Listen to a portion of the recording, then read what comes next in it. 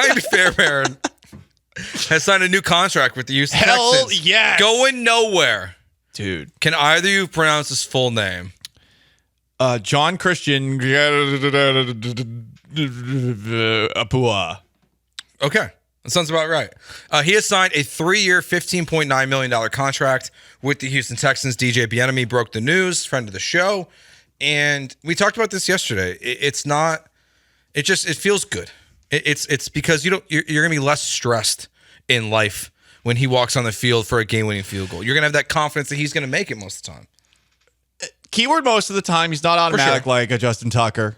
And I don't feel the confidence in him that I felt in Anna Vinatieri growing up watching the Patriots. But for John Christian, Kaamino Loamika Ikia Ke Kumapua Fairbairn, to have him back is big. The Texans special teams over the last couple of years have been some of the best in the NFL. Not just because of Fairbairn and because of their punter Cam Johnston, who is also a free agent, and some other players, say D'Angelo Ross, who I thought was an outstanding gunner in punt coverage last year. It all circles back to I would say for real ones know how awesome special teams coordinator Frank Ross is. I mean, he's the only coach. Well, he's been here since Lovey. Mm-hmm. So Culley. He is a survivor. Yeah, and he is a fun person.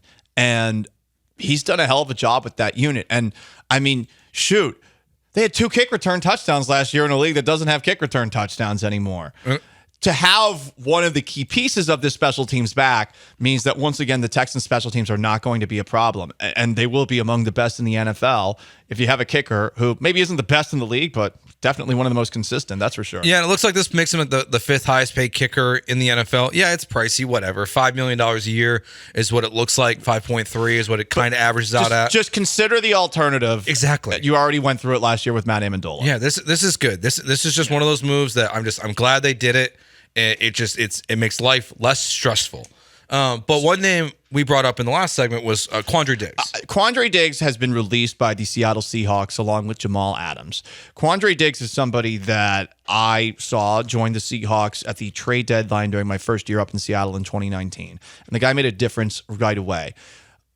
In a league where safeties are being asked to do all sorts of different things, there are very few safeties that I think have the coverage ability, specifically deep coverage ability, of Quandre Diggs. Ed Reed is an extreme comparison. It should not be made for anybody. But I do think that when Earl Thomas was at his best, it does remind me of Quandre Diggs in that Diggs as a center fielder is elite.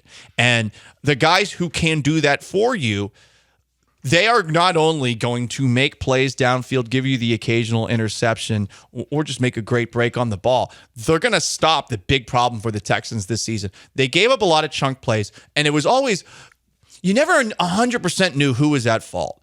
But there were so many plays where you were wondering, was this Jalen Petry's fault? Yeah. Was this DeAndre Houston Carson's fault? One of their other backup safeties after Jimmy Ward got hurt? You were wondering, what the hell's happening here? How does this keep happening? Quandre Diggs played at Texas. He I don't think would be opposed to coming to play for a CJ Stroud. I'm not kidding you right now, Joe. This is my number one guy. Really? Of all, and I know people want the big names. Okay, yes, I still want Chris Jones. Chris Jones is still at the top for me. But I got to be realistic. Quandre Diggs is a realistic name that I would put at the top of the Texans free agency wish list right now. They need to stop having these dumb plays that happen where someone gets behind the safety. If they get this guy in, that is no longer a problem. I'm told by the people that still cover him in Seattle that maybe he's not as good when it comes to run support as he used to be. That's fine. They got plenty of run support guys. Plenty. They need somebody who can play deep over the middle of the field, and he can do this and then some, and he's not going to cost an arm and a leg. No, and to your point about the big plays, it came in so many shapes and forms, and whether it was running backs or tight ends or wide receivers. I mean, how many times do you feel like the records were being broken against the Texans this year? The Amari Cooper game obviously stands out, but there's so many moments where Zach Moss or Jonathan Taylor, who had a bad year, would go off for 100+ yards. Does this say more to you about the need to just replace either Jimmy Ward or Jalen Petry? Or is that what part of this is about too, is that you don't believe in those guys because of their talent? I don't think they can do that job. I think that they can do other things at safety. And look, we saw so little of Jimmy Ward this past season. Yeah, they got to cut him. I just wonder from an injuries perspective, is he going to be more available this coming season? Jalen Petrie that's just not his strong suit. Mm-hmm. He is more of one of those box safeties, and he's a guy who flies to the football. Hey, you like to have guys like that. But in deep coverage, all the guys had issues. There were plenty of plays this season. And I would just specifically point to, remember that game against the Browns in the playoffs where there was a moment in time where the Browns were moving the football by just throwing the football down the seam to the tight ends? You got to have somebody who can actually make people think twice about that. Diggs can hit people too. So he's at the top. As Junior Broncos points out, he's 31, but no, this is, for me, as far as bargain acquisitions, Quandre Diggs is at the top. And yes, he's 31, but you're not talking about a 4 or 5 year contract. You're talking about 2 years. This is more the traditional Nick Caserio 1 year contract. The second year is partially guaranteed. If it works out, that's great. And now it does seem early on, the first 2 moves of Nick Caserio's tenure this offseason have been 3-year contracts. So maybe he is moving away from the short term deals, but this is a guy that he still fits into that category. I'm going to make a comparison for those who have been following the Texans for a while, and this was one of the biggest acquisitions that they made when they all of a sudden got good in 2011. They signed Jonathan Joseph, yes, that was a big offseason acquisition, but they also signed Daniel Manning away from the Chicago Bears. Mm-hmm. He was 29 going into that season, totally different kind of player, but when you bring in a safety who is still good, that has perhaps been cast aside by a team that,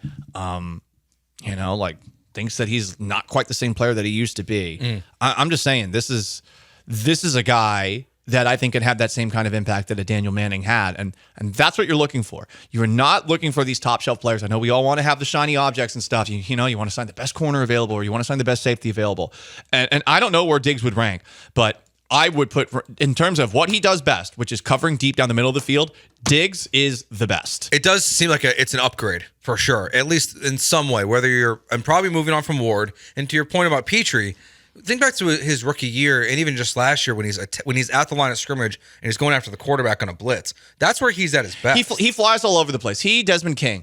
Both of those guys are very good around the line of scrimmage.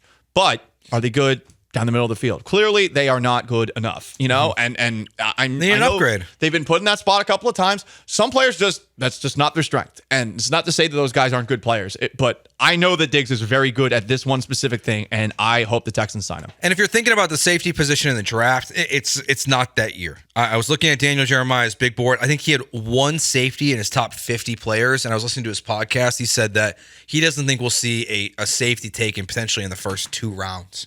So even more reason. So it's just another reason to add. 9062 Texan and asks, would you rather the Texans sign Stephon Gilmore or pick up a cornerback in the first round? I just want to kind of focus on Gilmore. Do you feel like he still has some chops left? I know he spent some time in New England and he was pretty solid in Dallas last year. I'd be okay with this move at that point. Is he that much better than Steven Nelson? Yeah, that feels like a Steven Nelson got away from you, so you're settling for Gilmore. But he is a name brand that'll cost more than Steven Nelson because he's defensive. He was a defensive player of the year at cornerback, which is insane. He used to be awesome. I remember him with the Pats.